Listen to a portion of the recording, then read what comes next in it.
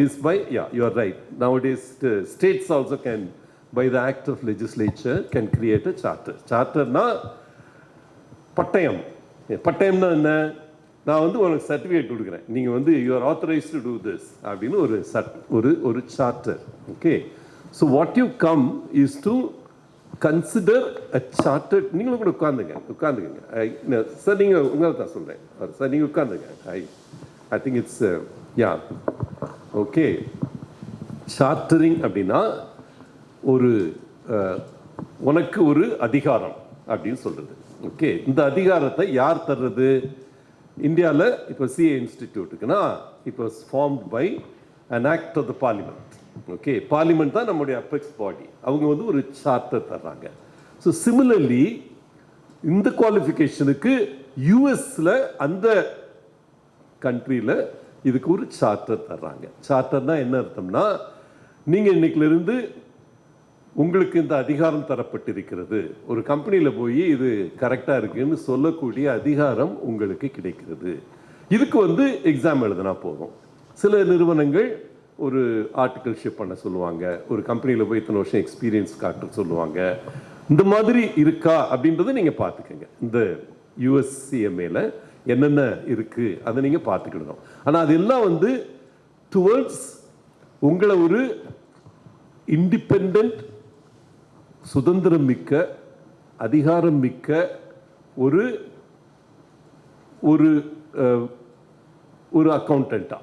அக்கௌண்டன்ட்டுன்னு முதல்ல ஆரம்பிச்சப்போ பார்த்தீங்கன்னா, ஒரு ஈவன் 60-70 வருஷத்துக்கு முன்னால் கூட ஒரு புக் கீப்பிங்காக ஆரம்பித்த ஒரு விஷயந்தான் அக்கௌண்டிங்கிறது. ஓகே, ஒரு கம்பெனி இருக்குது. ஏன்னா கம்பெனியே உங்களுக்கு தெரியும், இந்தியாவில் முதல் கம்பெனி, உலகத்தில் முதல் கம்பெனி எது தெரியுமா? எல்லாம் நீங்கள் கம்பெனிஸ் பற்றி இப்போ கற்றுக்க வந்திருக்கீங்க இல்லையா? உலகத்திலேயே முதல் கம்பெனி இல்லை. Any other guesses? இந்த முதல் கம்பெனிக்கும் ரெண்டாவது company first listed company. Listed கம்பெனினா ஒரு ஷேர் மார்க்கெட்டில் லிஸ்ட் பண்ண கம்பெனி. இந்த ரெண்டு கம்பெனிகளுக்குமே இந்தியாவோட ரொம்ப க்ளோஸ் ரிலேஷன்ஷிப் இருக்கு. சொல்லுங்க பார்ப்போம், ஃபர்ஸ்ட் கம்பெனி அது, இந்தியா உலகத்தில் உருவான முதல் கம்பெனி அது? இல்லை, railways was not a company. Yeah, இப்போ it's a company. Margaret Thatcher வந்து கம்பெனி ஆக்குனாங்க. அது முதல்ல உருவான கம்பெனி அது கிடையாது. எந்த company? Correct, British East India Company. நம்மளை வந்து அடிமைப்படுத்தின நிறுவனம் இருக்குது பார்த்தீங்களா? கிட்டத்தட்ட 400 வருஷத்துக்கு முன்னால் உருவாக்கப்பட்ட ஒரு நிறுவனம். That was the first company incorporated in the world. Okay, first company to be listed in a stock exchange எதுன்னு சொல்லுங்க பார்ப்போம். That also has something to do with India. Any guesses? Yes? இல்லை. ஏன்னா ஸ்டாக் எக்ஸ்சேஞ்ச் உருவானதே ஒரு 200 வருஷத்துக்கு அப்புறம் தான், அன்னைக்கிலிருந்து. So எந்த கம்பெனி வந்து முதல்ல ஒரு ஸ்டாக் எக்ஸ்சேஞ்சில் லிஸ்டிங் பண்ண கம்பெனி சொல்லுங்க பார்ப்போம். எல்லாம் அந்த ChatGPTன்னு ஒரு கேள்விப்பட்டிருக்கீங்களா? எத்தனை பேர் ChatGPT யூஸ் பண்ணுறீங்க? ரொம்ப குறைவு, ரொம்ப சீப் ஆக்சுவலாக. இல்லை, it's Dutch East India company. Okay, முதல்ல வந்தது பிரிட்டிஷ் ஈஸ்ட் இந்தியா கம்பெனி, அடுத்து வந்து Dutch East India company. Okay, நீங்கள் ChatGPTல போட்டு செக் பண்ணி பார்த்துக்கங்க. Okay, it's very interesting for you to know. ஏன்னா அப்போ வந்து உலகத்துடைய மிக உயர்ந்த செல்வங்கள் இருந்த இடம் இந்தியா. ஓகே, நம்ம பலரும் வந்து மறந்துடுறோம். ஏன்னா பல வருஷங்கள் நம்ம அடிமை தலையில் இருந்ததுனால இதெல்லாம் நமக்கு சொல்லி கொடுக்கறது இல்லை. ஓகே, இன்னைக்கு ஏஐ வந்ததுலேருந்து பார்த்தேன், ஏஐ பற்றி ஒரு படிக்கிறீங்கன்னு பார்த்தேன். இன்னைக்கு வந்து நமக்கு ஏஐ நம்மோட பெருமைகளே நமக்கு சொல்லிக்கிட்டு இருக்கு. ஓகே, இவங்க ஏன் வந்து அந்த ஊரில் கம்பெனி ஆரம்பிச்சு with a charter of coming to India, because India was even at that time one of the richest nations in the world. Okay, வளங்கள் குளித்து கிடந்த நாடு நம் நாடு.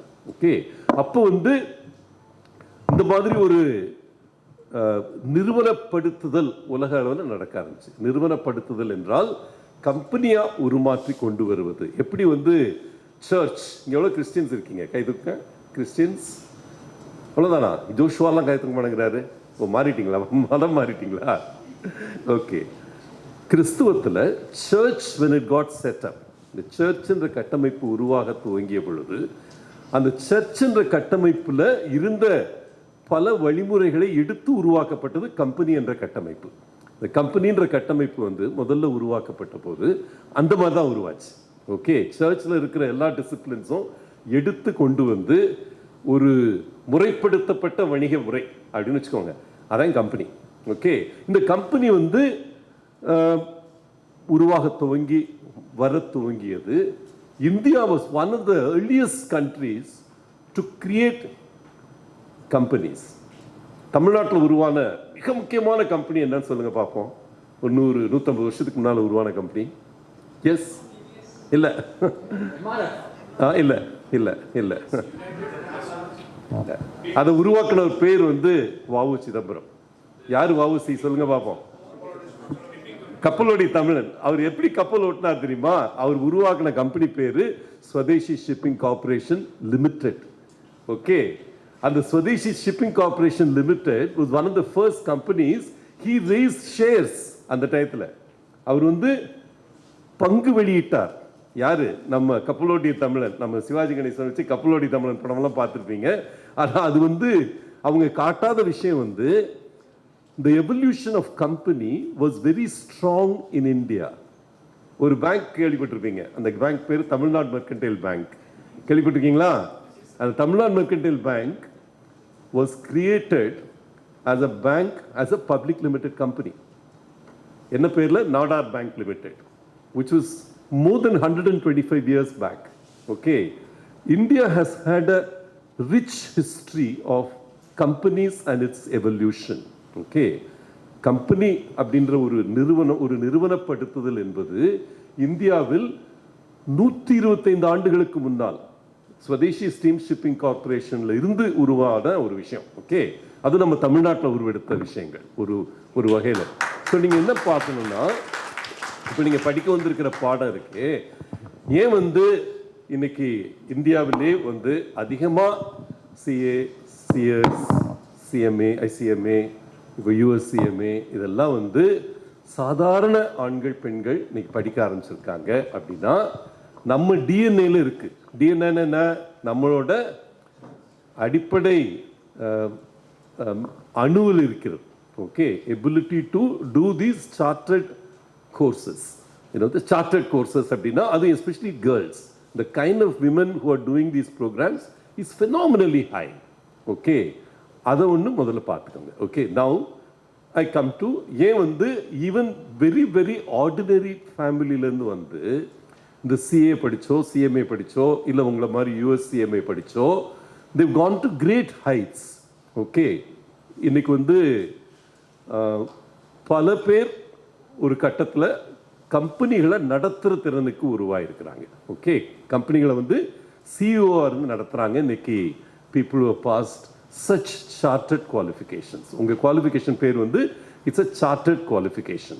ஓகே, அதனால தான் வந்து இது ஒரு முக்கியமான ஒரு பட்டயம் உங்களுக்கு தரப்படுகிறது. இந்த பட்டயம் கிடைக்கும் பொழுது அந்த அம்மா சொன்ன மாதிரி, அந்த WCC லேடி சொன்ன மாதிரி, ஒரு கிராஸ் பார்டர் ஒரு ஜாப் கிடைக்கிறது அப்படின்றது ஈஸியாக கிடைக்கும். ஏன் வந்து இன்னைக்கு இது முக்கியமாகுதுன்னா, உங்களுக்கு தெரியுமா ஜிசிசினா என்னன்னு தெரியுமா? GCC, anybody who can give an explanation for it?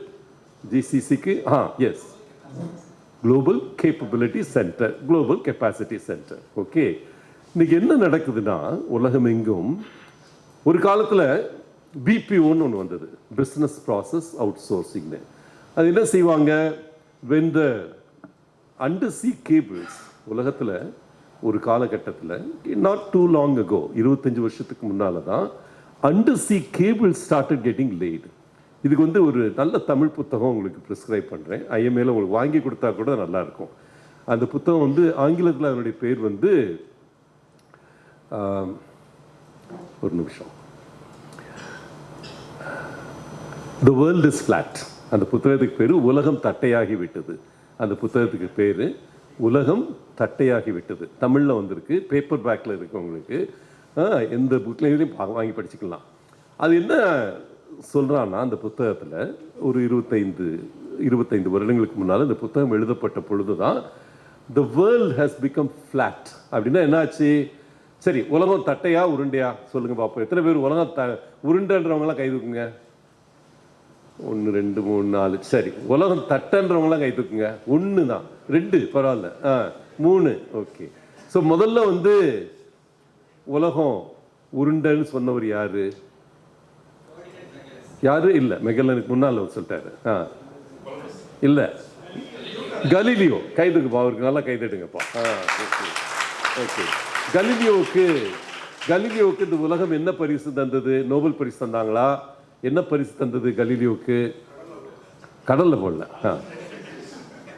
சொல்லுங்க சொல்லுங்க, ஏதாவது கெஸ் பண்ணுங்க. ஒடிசின்னு ஒரு படம் வந்திருக்கு, பார்க்குறீங்களா? எல்லாம் சூப்பர் ஹிட்டாக ஓடிட்டு இருக்கு. சொல்லுங்க பார்ப்போம்.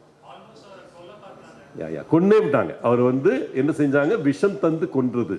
அன்னைக்கு இருந்த உலக அறிவியல் காங்கிரஸ், அன்னைக்கெல்லாம் வந்து ஒரு சயின்டிஃபிக் டிஸ்கவரி வந்ததுன்னா அந்த சயின்டிஃபிக் டிஸ்கவரியை whether it is science or not science will be approved by a council. அந்த கவுன்சிலில் யார் இருப்பாங்கன்னா மத தலைவர்கள் இருப்பாங்க. மத தலைவர்கள் அதிலிருந்து அவங்க அப்ரூவ் பண்ணணும், இது வந்து உண்மையிலே ரைட்டா இல்லை தப்பா அப்படின்னு சொல்லி. அந்த மத கவுன்சில் வந்து கலீலியோவுக்கு மரண தண்டனை விதித்தது. ஓகே. ஏன்னா அது வரைக்கும் பார்த்தீங்கன்னா உலகத்தில் இது ரொம்ப நாள்லாம் கிடையாது, 300 வருஷம் 200 வருஷத்துக்கு முன்னால் தான். கூகுளில் போட்டு பார்த்துக்கோங்க, உங்களுக்கு தெரியும். ஓகே. அது வரைக்கும் இன்னைக்கும் கூட பல நாடுகள், ஏன் யூகே, உங்கள் யூகேல போய் அங்கே இருக்கிற மியூசியமில் பார்த்துக்கிங்களா, பழைய மேப்பெல்லாம் ஒரு 200 வருஷத்துக்கு முன்னால் இருக்கிற மேப்பெல்லாம் வந்து உலகம் தட்டை என்று தான் காட்டி கொண்டிருந்தது. உலகம் தட்டை அப்படின்னு தான் காட்டிட்டு இருந்தது. ஓகே. ஒரு கப்பல் அப்படியே போனால் ஒரு இடத்துல போய் விழுந்துடும், அதான் நினைப்பு அவங்களுக்கு. ஓகே. இது தவறு என்று ப்ரூவ் பண்ணவங்க பலர், நீங்க சொன்ன பல பேர், மெகல்லன், கொலம்பஸ், இவங்கெல்லாம் வந்து ஏன் பெரிய ஆளானாங்கன்னா, எங்கேயோ ஸ்பெயின்ல இருந்தோ போர்ச்சுகல்ல இருந்தோ கப்பல் விட்டு அதுல இருந்து இந்தியாவுக்கு வர முடியும். எப்படி? ட்ராக்ல hope, cape of good hope, தமிழ்ல நன்னம்பிக்கை முனை. நான் போனேன் அந்த இடத்துக்கு, சவுத் ஆப்பிரிக்காவில் அந்த டிப்பில் இருக்கு, அந்த கீழ் சதன் தென் முனையில் இருக்கு அந்த இடம். அங்கே போய் பார்த்தீங்கன்னா கப்பல் அந்த இடத்துல தான் நம்ம ஆளு டேர்ன் எடுத்து இங்கிருந்து இந்தியாவுக்கு போகலான்னு கண்டுபிடிச்சார். யோசிச்சு பாருங்க எவ்வளவு பெரிய வித்தியாசம் அந்த டயத்தில். இந்த புத்தகத்தில், இந்த வேர்ல்ட் இஸ் ஃபிளாட்னு சொல்லக்கூடிய புத்தகத்தில், it starts with this anecdote. இந்த அனெக்டோட்டோட they start and say like, ஒரு காலத்தில் விஷம் கொடுத்து கொல்லப்பட்ட அந்த மனிதர் சொன்ன விஷயம் வேர்ல்ட் இஸ் நாட் ஃபிளாட் அப்படின்னு, வேர்ல்ட் இஸ் ரவுண்டுன்னு சொன்னார். ஆனால் இப்போ வந்து நம்மை சுற்றி நடந்து கொண்டிருக்கிற பல விஷயங்கள், இது வந்தப்போ 2021, நான் வந்து அப்போ தான் வெஞ்சர் கேபிட்டல் எடுத்தேன். வெஞ்சர் கேபிட்டல்ன்ற வார்த்தையாடல் முதல்ல வந்து இந்த புத்தகத்தில். வெஞ்சர் கேபிட்டல்னா என்ன? துணிகர முதலீடு. நான் முதல்ல சட்டமன்றத்தில் பேசினப்போ புரட்சி தலைவி அம்மா அப்போ வந்து சிஎம்மாக இருந்தாங்க, நாங்களாம் எதிர்கட்சி. அப்போ வந்து எதிர்கட்சியில் நின்று பேசினப்போ ஐ செட் ஒன் லைன். அதுக்கு அம்மா வந்து 5 செக்ரட்டரிஸை கூப்பிட்டு மீட்டிங் போட்டாங்க. She had a meeting, emergency meeting, on the base of one line I said on the venture capital. Okay. என்ன சொன்னேன்றது சொல்லிட்டு ஃப்ளாஷ்பேக் வர்றேன், ஃப்ளாஷ் ஃபார்வர்டுக்கு வர்றேன். என்ன சொன்னேன்னா, அப்போ நாங்கள் எதிர்கட்சியில் ஸோ ரொம்ப ஆக்ரோஷமாக பேசினோம். அப்போ வந்து என்ன சொன்னோம், 7 முறை என்னுடைய கன்னி பேச்சில் 7 முறை அம்மா எழுந்திரிச்சு கவுண்டர் பண்ணாங்க. Then of course she accepted the point of view I said. நான் என்ன சொன்னேன்னா, ஒரே ஒரு விஷயம், அம்மா இப்போ வந்து அவங்க அந்த பட்ஜெட் உரையில், இப்போ வந்த பட்ஜெட் உரை மாதிரி அந்த பட்ஜெட் உரையில் என்ன சொன்னாங்க, ஒரு திருப்பூரில் ஒரு பிரச்சனை இருந்தது. திருப்பூரில் என்ன பிரச்சனை? சாயக்கழிவு பட்டறை. அங்கே இருக்கிற பக்கத்தில் இருக்கிற அந்த நதியை ஃபுல்லாக காலி பண்ணிட்டாங்க. ஃபுல்லாக பட்டறையிலிருந்து கழிவு நீர் சென்று அந்த நதி அசுத்தமாகி விட்டது. ஓகே. அதனால் ஒரு 10 நிறுவனங்கள் உருவாக்கப்பட்டன. 10 நிறுவனங்கள்னா ஸ்பெஷல் பர்பஸ் வெஹிக்கிள்ஸ். உங்கள் ஃபைனான்ஸ் லாங்குவேஜில் சொல்ல போனால், the special purpose vehicles were created to deal with this issue, to create waste water treatment plant. Waste water treatment பிளான்ட்னா கழிவு நீர் அதை அகற்றும், அதை சுத்திகரிக்கும் நிலையங்கள். இந்த சுத்திகரிப்பு நிலையங்கள் 10 கிரியேட் பண்ணாங்க திருப்பூரை சுற்றி. ஓகே. அந்த ஒவ்வொரு நிறுவனத்துக்கும் அப்போ வந்து தமிழ்நாடு கவர்மெண்ட் வந்து 20 கோடி கடனாக, தொலைநோக்கு கடனாக, ரொம்ப லாங் டேர்ம் டெட்டாக வந்து அதை கொடுக்குறாங்க. அது எதுக்கு கொடுக்குறாங்கன்னா, அவங்க வந்து அப்போ குஜராத்தில் ஒரு தொழில்நுட்பம் இருந்தது, ஜீரோ டிஸ்சார்ஜ் அப்படின்னு. ஜீரோ டிஸ்சார்ஜ்னா எந்த கழிவும் அந்த ஃபேக்டரியை விட்டு வெளியே போகாது, அந்த மாதிரி ஒரு தொழில்நுட்பம் கண்டறியப்பட்டது. அந்த தொழில்நுட்பத்தை வச்சு இந்த சாயப்பட்டறைகள் கழிவுகள் அகற்றப்பட வேண்டும் என்பதற்காக ஒரு common facility was getting created. Common facility was getting created within the premises of these common treatment centers. அதுக்கு வந்து ஒவ்வொரு இதுக்கு 20 கோடி லோனாக கொடுக்குறாங்க. அப்போ நான் என்ன சொன்னேன், அம்மா நீங்கள் வந்து 2 விஷயங்கள் இந்த அரசாங்கம் செய்யணும். ரொம்ப அப்போ I was very young and very forceful. So like I told her, உங்கள் மென்டர் புரட்சி தலைவர் எம்ஜிஆர் அவர்கள் ஒரு உன்னதமான விஷயத்தை பண்ணார். அது எதுக்குன்னா, அந்த டைட்டன் ஒரு கம்பெனி இருக்குது.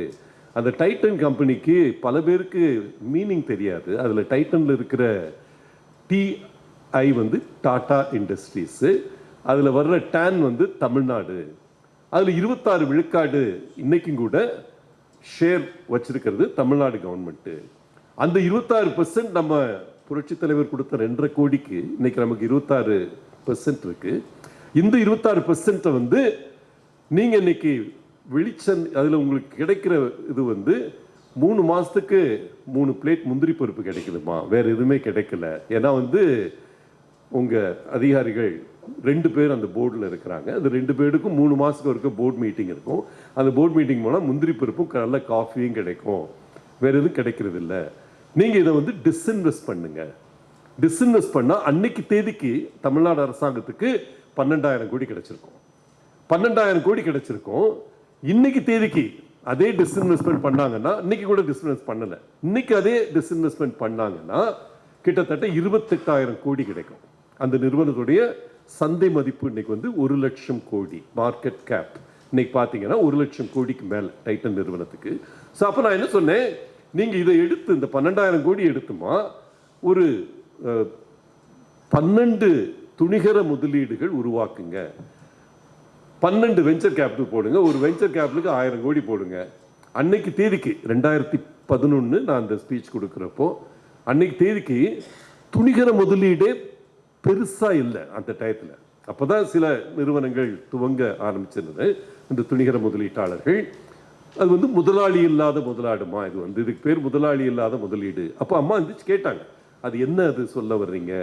நான் சொன்னேன், இந்த சப்சிடி கலாச்சாரத்தில் இருந்து முதலீட்டு கலாச்சாரத்துக்கு தமிழக அரசாங்கம் செல்ல வேண்டும். அதாவது the culture of subsidies, you move away from that to go to the investment culture அப்படின்னு சொன்னேன். இப்போ நீங்கள் என்ன செய்யலாம், 1000 கோடி நீங்கள் ஒவ்வொன்றே உருவாக்கிட்டீங்கன்னா ஒவ்வொரு நிறுவனமுமே 10 கோடி வந்து புது தொழில்களுக்கு கொடுக்கட்டும். இப்போ நீங்கள் 20 கோடி கொடுக்குறீங்க, 20 கோடி 20 கோடியாக வந்து நீங்கள் எவ்வளோ கொடுக்கலாம், 50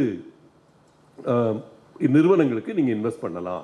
அப்படிங்கிறப்ப 50 × 12 600 தொழில்கள் தமிழ்நாட்டில் மலரும்.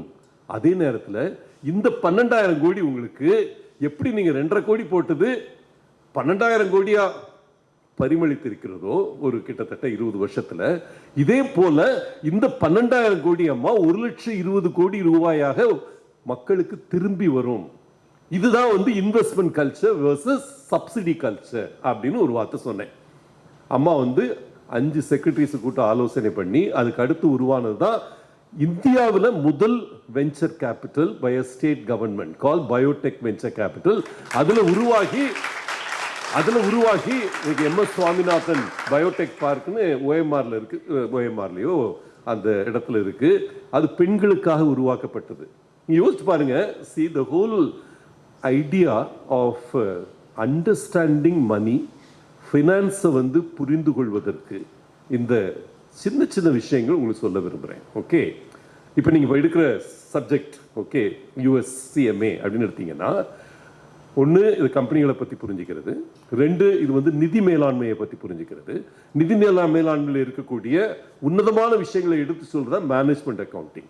இன்னொரு சைடு என்னன்னா காஸ்ட் அக்கௌண்டிங். காஸ்ட் அக்கௌண்டிங்னா ஒரு நிறுவனத்தை நடத்துகிறப்போ முக்கியமான விஷயம் என்ன, 1 ரெவென்யூ நல்லா வரணும், இன்னொன்று காஸ்ட் கண்ட்ரோலில் இருக்கணும். இருந்தால் உங்களுக்கு வந்து ப்ராஃபிட் அதிகமாகும். ஓகே, ஆனால் இன்னைக்கு எல்லாமே எதை நோக்கி போகுதுன்னா, இந்த புக்கில் சொன்ன இன்னொரு முக்கியமான விஷயம் என்னென்னா, அவங்க வந்து ஒரு ஒரு முக்கியமான மனிதரை கோட் பண்ணியிருப்பாங்க. இன்னைக்கு வந்து நிறுவனங்கள் அதனுடைய மதிப்பு என்பது எதை வச்சு முடிவு பண்ணப்படுதுன்றதுக்கு ஒரு உவமை சொல்லியிருப்பாங்க. இந்த மனிதர் பேர் CK பிரகலாத். CK பிரகலாதில் சீன்றது கோயம்புத்தூர். எத்தனை பேர் கோயம்புத்தூர் டிஸ்ட்ரிக்ட்லேருந்து வந்திருக்கீங்க? எனிபடி? இல்லை, நோபடி. ஓகே, எல்லாம் அங்கே சென்னை தான். Okay, C for Coimbatore. அந்த மனிதர் இங்கே நுங்கம்பாக்கம் கார்பரேஷன் ஸ்கூலில் படித்த ஒரு மனிதர். ஒரு கட்டத்தில் உலகத்தில் இருக்கக்கூடிய எல்லா பெருநிறுவனங்களுமே அவர் தான் அட்வைசர். ஓகே, CK பிரகலாத் ஒரு முக்கியமான தமிழர். ஓகே, அவர் சொன்ன ஒரு சின்ன ஃபார்முலா, இந்த ஃபார்முலா என்னுடைய வாழ்க்கையை மாற்றிய ஃபார்முலா, உங்கள் பலருடைய வாழ்க்கையை மாற்றக்கூடிய ஃபார்முலா. ஏன்னா ஒரு சார்ட்டர்ட் குவாலிஃபிகேஷன் நீங்கள் இருக்குன்னு சொன்னால், you don't have to work for others at all. You can be a entrepreneur. நீங்கள் ஒரு தொழில் முனைவராக முதல் நாளிலிருந்து இருக்கலாம். நீங்கள் சர்டிஃபை பண்ணலாம். இன்னைக்கு CAS பண்ணுறாங்க, CMAs பண்ணுறாங்க, நீங்களும் பண்ணலாம். அதை சர்டிஃபிகேட் பண்ணுறதுக்கு இல்லை நீங்கள் டியூ டைலிஜென்ஸ் பண்ணுறதுக்கு எல்லாத்துமே நீங்கள் வந்து ஒரு தொழில் முனைவோராக உருவெடுக்க முடியும். ஓகே, அதில் வந்து முக்கியமான கருத்து என்னென்னா வேல்யூ. ஒரு நிறுவனம் என்பது எதை வச்சு மதிக்கப்படுகிறது? இந்த கேள்வியை அந்த புக்கில் கேட்குறாங்க. ஓகே, எதை வச்சு அந்த மதிக்கப்படுகிறார்கள் என்றால் என்ன சொல்லுங்க? ஒரு நிறுவனம் எதை வச்சுமா மதிக்கிறீங்க அந்த நிறுவனத்தை? இன்னைக்கு market cap is one aspect. But அது என்ன அந்த மதிப்பு என்பது என்ன? ஒரு நிறுவனத்துடைய மதிப்பு ஃபியூச்சர் பொட்டென்ஷியல். வேற என்ன விஷயங்கள் சொல்லுங்க பாருங்க. டர்ன் ஓவர், வேற என்ன? ஓகே, இதுக்கு முதல்ல டெஃபினிஷன் கொடுத்தது நம்ம ஒரு தமிழர். ஓகே, CK பிரகலாத் தான் முதல் ஒரு டெஃபினிஷன் கொடுத்தார். ஒரு நிறுவனம் value is equal to scale plus scope plus depth அப்படின்னு அழகாக ஒரு ஓமை கொடுத்தாரு. இன்றைக்கும் கூட ஹார்வர்ட் பிஸ்னஸ் ஸ்கூல் அப்படின்ற ஒரு கல்லூரி இருக்குது. அந்த ஹார்வர்ட் பிஸ்னஸ் ஸ்கூலில் அதிகம் பகிரப்படக்கூடிய ஒரு ஆர்டிக்கிள் தான் இந்த ஆர்டிக்கிள் தான். இந்த article by CK Prahalad which talks about defining the idea of value.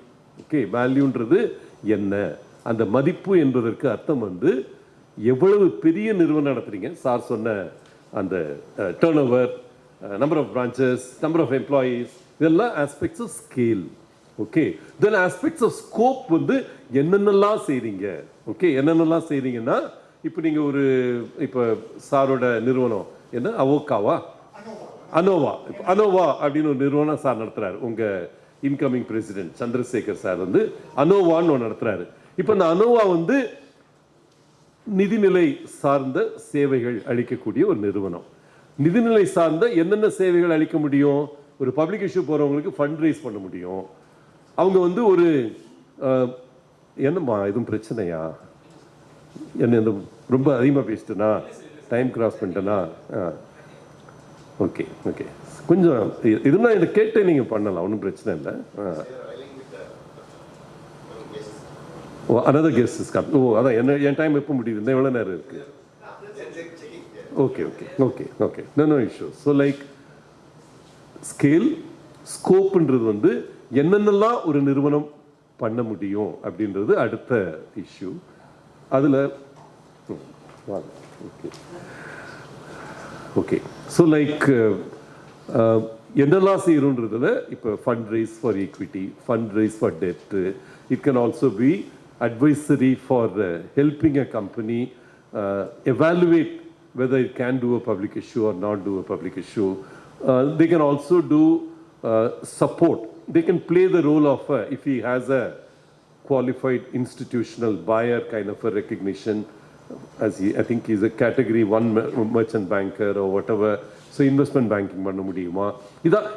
இதெல்லாம் செய்யக்கூடும் அப்படின்றது scope. Okay, then you have depth. இந்த டெப்த்தில் தான் வந்து CK பிரகலாத் ஒரு முக்கியமான இன்னோவேஷன் கொண்டு வர்றாரு. என்ன சொல்கிறாருன்னா, டெப்த் இஸ் ஈக்குவல் டு, அதே போல் ஒரு formula, depth is equal to